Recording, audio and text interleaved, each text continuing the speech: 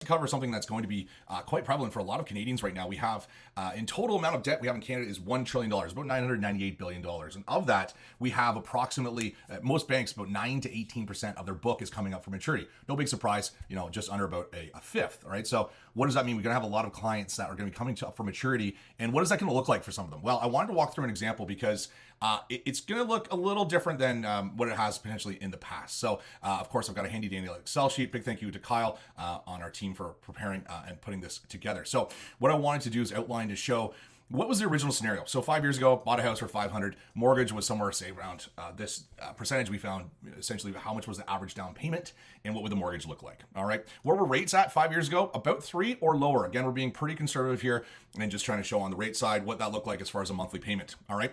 What we're seeing is obviously over that period of time, maybe there were some children that were had, maybe there was some time off work, or maybe some home renovations. And so we've taken a look at some of existing deals. Is we've seen people with lines of credit usually in that 30 to sometimes higher of 50,000. So that might be also then some funds on credit card, or maybe, and hopefully they put it all onto the line, but somewhere around 45,000 of debt outside the mortgage on personal side, and then a monthly car loan. This could be a loan or a lease. All right. What does that look like when they're coming up for the renewal right now? House value's gone up, no doubt about that, and that's probably really conservative. If anything, that's probably double. The mortgage balance after 5 years, they're under 360. Where are rates right now? Well, if you're taking a look at a variable mortgage, they're somewhere coming in at about 6.3 to 7%. We're looking at fixed. If we're looking at a 1, 2, 3 year term, a shorter term, you're probably looking actually north of 7 to slightly below 7. So this is pretty actually accurate. So if you're thinking, good God, like we can get much lower, sadly, no, you can't. If we're remaining amortization on that at maturity, obviously you start at 25 year, now you're down to 20. What is that going to look like for you? Well, that's a over $2,700 or approximately $725 a month increase. All right. And this is, again, using a pretty modest mortgage. If you still have then the payments on your credit card, and we're using a 3% on each of these. So actually we're using less than 3%. We're using minimum payments. Some lines of credit are 3%, which would make this 900. But again, we're being super conservative. And car loans, again, 600 is pretty modest. So what would that look like for you coming up to maturity with that increase and still having these? Well, about $3,900 a month. You can just sign and take that. There might be a better way. All right. One option we have is to take these debts, add that to your mortgage amount, and you come with the new 420 right here. We could reamortize to 25 years, right? If you don't want to go full 300, no problem. Mortgage payment sitting at $2,942. What does that look like for you? That's almost $1,000 a month in cash flow savings. Plus, this is interest only. That will never go away. You will be buried by your loved ones with that line of credit. So this is a great way to actually roll that in and pay it off. All right. Most of the times we're finding car loans, very rare are they 0%. Even if it is 0 or 1% or something lower than the mortgage amount, it's only $30K owing onto there. From the cash flow perspective, if it works, we can leave it out.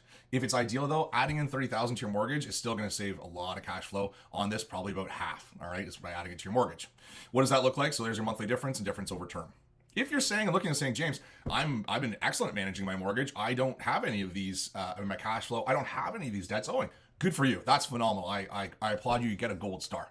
If that's the case, well, let's just look at having your mortgage being the same. But what if you say, like, I've been managing this, but I've also set my lifestyle to accommodate this type of mortgage payment. I don't want it to go up, $700 and some dollars. So we can look at re-amortizing you out to a 30-year amortization. All right. This is two things. And if you're saying to yourself, I don't want to go back to a 30-year, I got the solution already for you too. So, and something that's automated. Now, so where we're looking at, your payment is going to go up a little bit, about $325. Hopefully that's allowable for you, a hell of a lot better than going up this full amount. Now, one strategy and solution that we're often using, we have Prime obviously here. We went from 2 all the way up to 7. So we got expectations next year that Prime in 2024 and 2025, for most banks, they're saying at least 1% with a further 1% the following year. So over or up to 2%. We have static variable lenders, meaning the payment will not change. So what that means for you is we could do a 30-year amortization, starting that variable. And then as Prime goes down, your amortization will go down.